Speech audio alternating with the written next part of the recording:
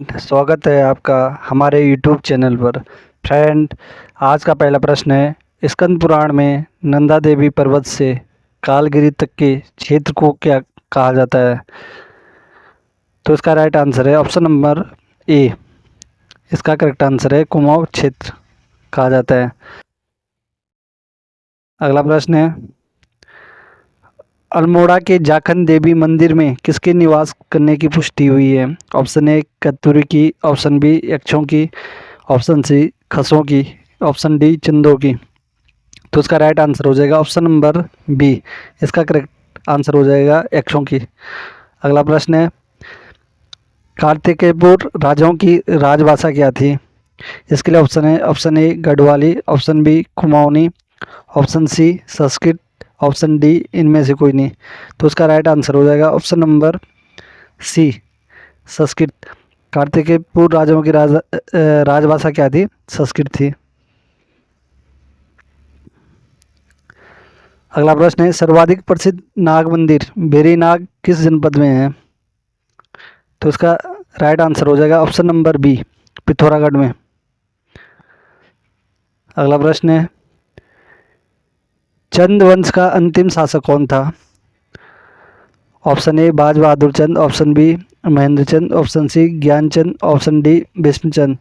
तो इसका correct answer हो जाएगा option number B Mahendra Chand. 1790 में हवाला बाग के युद्ध में महेंद्र चंद को गोरखों के द्वारा पराजित कर दिया जाता है और कुमाऊं पर गोरखा शासन स्थापित हो जाता है। अगला प्रश्न है, लाखामंडल किन दो नदियों के संगम पर स्थित है? ऑप्शन ए राठिया और लदिया, ऑप्शन बी यमुना और रखनाड़, ऑप्शन सी मंदाकिनी और झूलाघाट, ऑप्शन डी इनमें से कोई नहीं।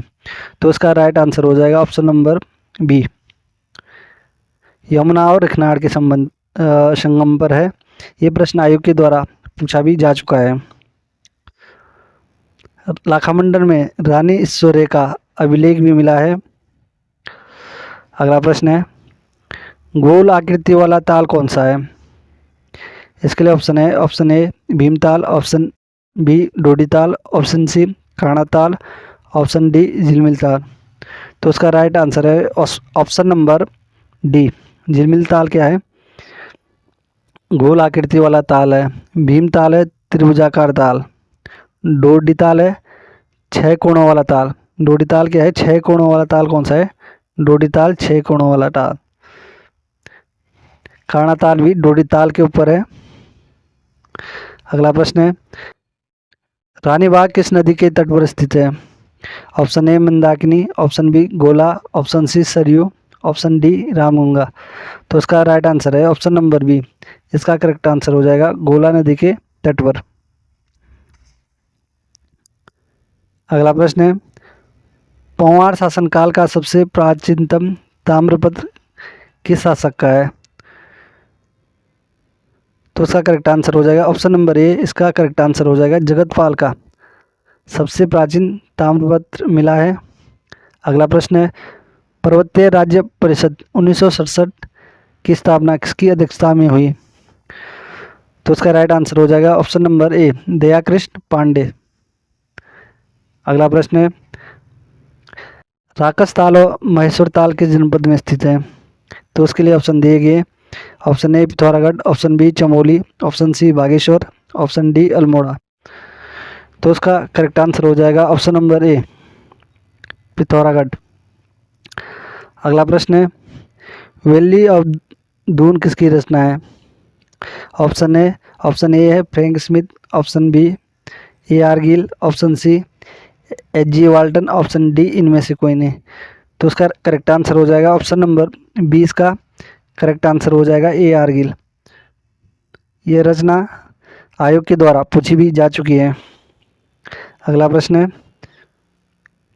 बद्रीदत्त पांडे और उनका युग किसकी रचना है? तो उसका करेक्ट आंसर हो जाएगा ऑप्शन नंबर ए शेखर पाठक। इसका करेक्ट आंसर हो जाएगा। अगला प्रश्न है, उषा देवी मंदिर कहाँ है? तो उसका करेक्ट आंसर हो जाएगा ऊखीमठ में। अगला प्रश्न है, काशीपुर में खच्चर आश्रम की स्थापना किस वर्ष की गई थी? तो इसका करेक्ट आंसर है ऑप्शन नंबर ए 1918 में।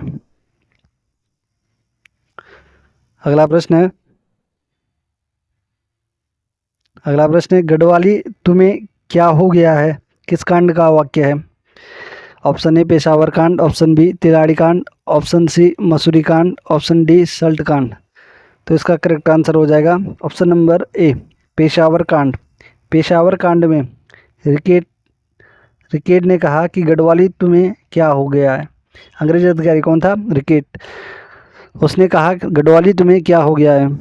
तिलाड़ी कांड 30 मई 1930 को हुआ था नरेंद्र शाह के समय काल में। सल्ट की घटना हुई थी 5 सितंबर 1942। मसूरी कांड हुआ था 1 सितंबर। मसूरी कांड हुआ था। अंग्रेजों को भारत से निकाल दो नामक पुस्तक के लेखक कौन है? तो इसका करेक्ट आंसर हो जाएगा option number A Bhairav Dutt Duliya की यह पुस्तक है। अगला प्रश्न है उत्तराखंड में सबसे अधिक ऊंचाई वाली पर्वत चोटियां किस जिले में है? तो इसका करेक्ट आंसर हो जाएगा ऑप्शन नंबर सी, इसका करेक्ट आंसर हो जाएगा। अगला प्रश्न है मंदाकिनी और दुलगाड़ नदी के संगम पर स्थित शहर कौन सा है? तो उसका करेक्ट आंसर हो जाएगा option number C Agastyamuni. Devprayag है अलकनंदा और मंदाकिनी के संगम पर। हरिद्वार है गंगा के संगम पर।